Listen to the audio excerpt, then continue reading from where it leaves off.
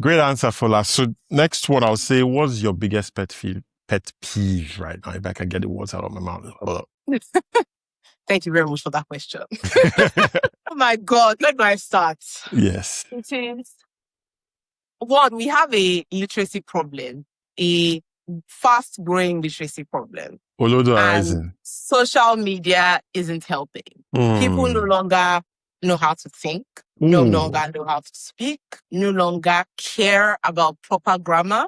And I used to think it was a Nigerian thing, but you can tell the difference between an educated, and I'm not saying other people are not educated, but Yeah, a absolutely. person who is well read and speaks well from a creator who isn't. Everyone seems to follow the same script. People repeat words. People use redundant words. I could go on.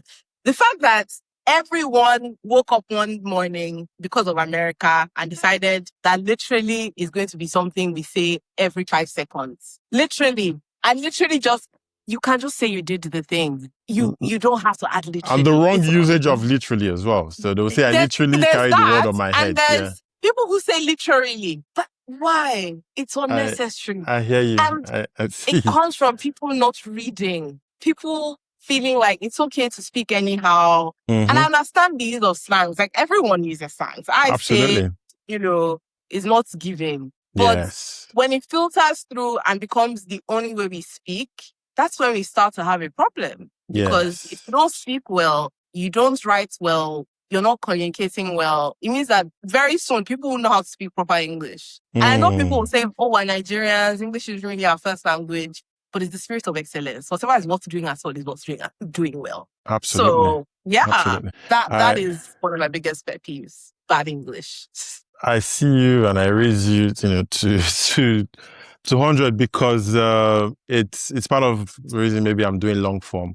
I feel short form is just, the mind, TikTok, IG, the reels, everyone in 7 seconds, you need to hit, otherwise you've lost people. So I think there's value, there's entertainment, there's education in books, in podcasts, in all that kind of stuff. And with that said, what was your best book you read most recently? I know you're an avid reader. And if you can just tie it with what's a lesson you learned the hard way? Okay. Favorite book this year has to be Memoirs of My Marriage by Bill Burden. And you know this. It's called Strangers, by the way. Well, go ahead. Oh, the Strangers. No, it was Memoirs of My Marriage, Strangers. No, that was the subtitle, but go ahead. The Strangers. Oh. Yeah. I know too much about this topic, but it's such a good book. It's such an important conversation. It reminded me, and I hope it reminded many other people who read it, many other women who read it, about the importance of agency and not dedicating your agency to anyone and being more involved in your life.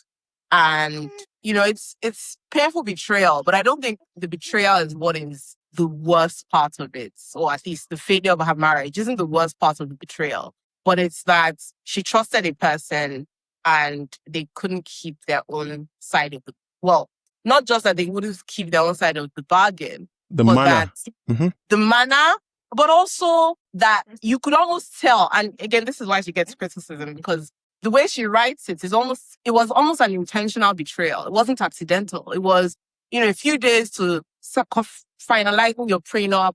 He makes you change it in a way that suits him. And then, it's very disappointing, but, that is life. So it's one of those things.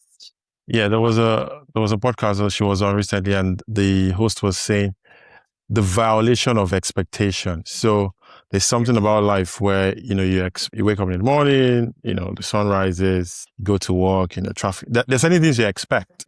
And to have that, she had that 12-hour window where she got the call from the mistress's husband, right? And then she confronts him and then he apologizes. And then the next morning, like within a 12-hour window, he packs his bags and goes. Like, so many expectations have been violated, right?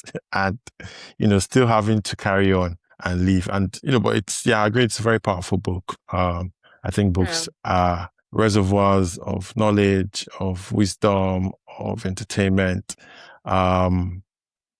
I mean, we can just hear and, crap on social media, right? I know it has its place, it has its value, but I think it should be a gateway to something deeper. So if you just, for me, it's like fast food. So if you eat only fast food, you won't get any nourishment, you won't get any nutrients, you won't get, you won't grow properly. So yeah. So, but every now and then, why not? So I'm actually off social media. Just saying. And He's better than the rest of us. oh no, that no, are no, no. addicted to the internet.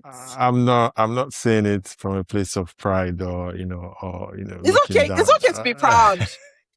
It's not. Do you think it's easy to go off the internet? The Lord humbles the proud.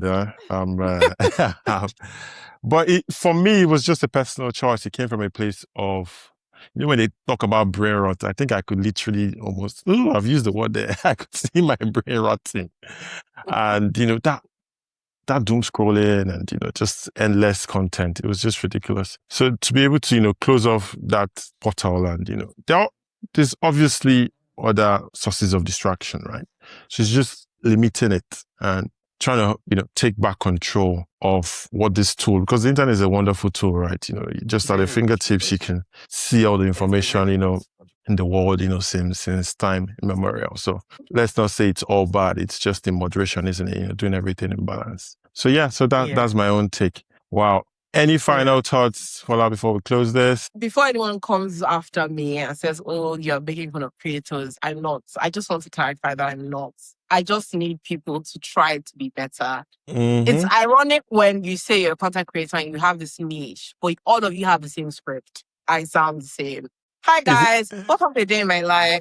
I decided to wake up this morning. Isn't that I decided to grab breakfast. AI and ChatGPT. You don't say. And everyone doing the same. Like even thumbnails now, it's all like, I hate AI posters. I hate AI. Like once I see it, it's just a natural turn off for me now. Like I'm like, okay, I need real designers. But yeah, I think, funny enough, I think people are turning away from AI, to be honest. I think people want something more authentic, more real, more like, it's just, tired of AI slop. Anyway, on that note, thank you, Fola Shewa, the great lawyer, energy specialist, analyst, average reader, everything, all in all. Thanks so much for coming on the pod. And speak soon. Yeah. Speak soon. Take care. Right. Bye. Bye.